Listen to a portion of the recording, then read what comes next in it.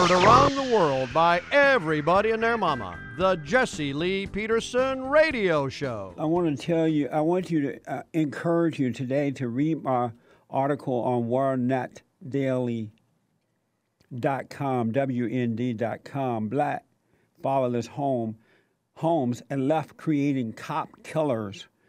Long story short, America, the average, not all, of course, the average black person hate cops. And I know you can find hatred of police officers in any community, but in the black community, it is out of control. They have been trained, and I remember this too, years ago, even before starting Bond, my nonprofit organization. Again, I listened to the black leadership. They were talking about how bad the cops are, how much they hate black people. There are more blacks in prisons and jails than whites. And the reason for it is racism. And when black youth and black men are stopped and they're treated in a negative way, it's because they're black. And they fed this idea, and they fed this idea, and they fed this idea in the minds of generations and generations of black youth who at the time were young kids and now young adults. And they have had children and done the same thing to their kids. And so when these thugs are stopped by cops, they don't follow the instructions. They instantly give the cops attitude. They start to cry racism. You're stopping me simply because I'm black. They, even if they have committed a crime, and so they put the cops on defense because the cops got to protect themselves. They don't know what you got in your hand or in your car. And now generations have been taught that way, and this thing is out of control. Cop killing everywhere now. And the so-called black leadership, the civil rights leaders, the NAACP and others who have encouraged this kind of thing, they're standing back as though they didn't create this, and they're going to come in now and save blacks from the cops, when they created the problem by creating the hatred toward law enforcement. And there is no respect for authority when it comes to law enforcement at all. None. You can hear a lot of these black entertainers of none who come to my mind. I see their faces, but I can't think of their name, talking about racist cop. I was walking down the road in New York, and I was stopped by a cop. And I'm an entertainer. I have a business, and I had on a suit. And they treated me this way, encouraging that kind of anger. And these kids don't have fathers and mothers to guide them in the right way because their parents are screwed up too. Here's a quick example. CBS New York is where we're getting this from. Community furious as investigation continue in Staten Island. Man's death in police custody. This big, fat black guy standing up at the corner there. The cops goes on. Now, when we see the video, they're already interacting together. And the guy ended up dying. The black guy weighed 400 pounds. Is that true? That's a big one. Here's the first soundbite. One cop has been stripped of his gun and shield. A police officer is without his gun and shield tonight after that deadly confrontation caught on camera. Eric Garner went unconscious after he was placed in a chokehold on Staten Island. Now there's new information on the investigation. CBS 2's Matt Kozar reports from Staten Island. Anger over a cop's use of a chokehold that allegedly led to Eric Garner's death spilled onto the streets today, with a rally ending right here at the local police precinct. Protesters wanted cops to hear their message loud and clear. They filled the streets by the hundreds, their anger directed at cops. Friends and family of 43-year-old Eric Garner marched to the spot where he died on the sidewalk while in police custody. Let's get justice done for my husband because he deserved it. He was good to everybody.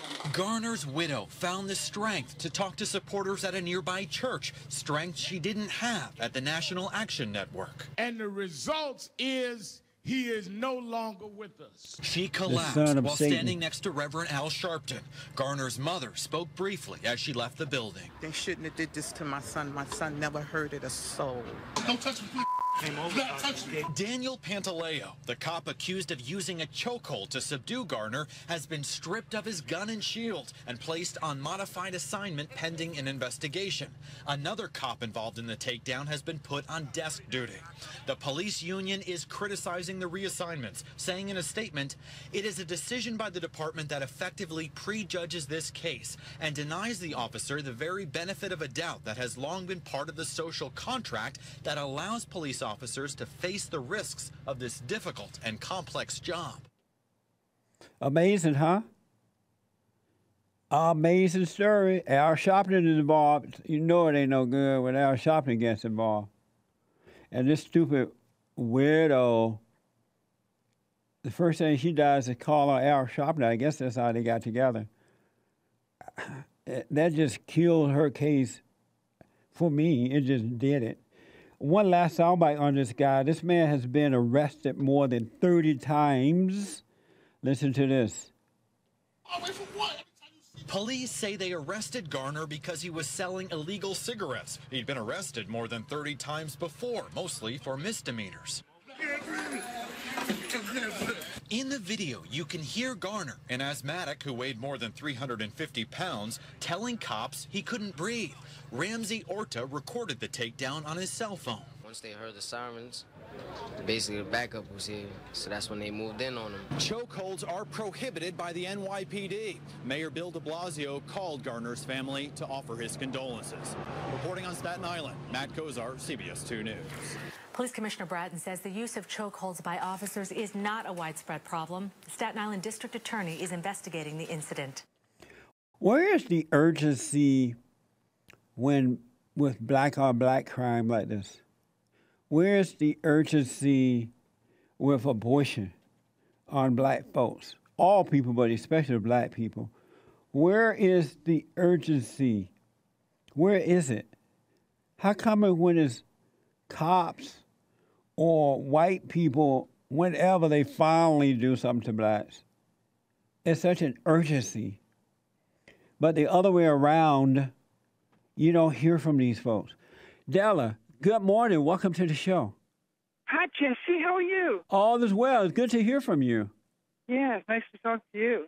I really appreciate your explanation Friday of the anger coming from the black people. Yes. I always wondered for years, what have I possibly done to coworkers and even strangers to make them not like me? It's just a very subtle but obvious resentment, kind of disdain, kind of rudeness. Yes. And I never understood it till now.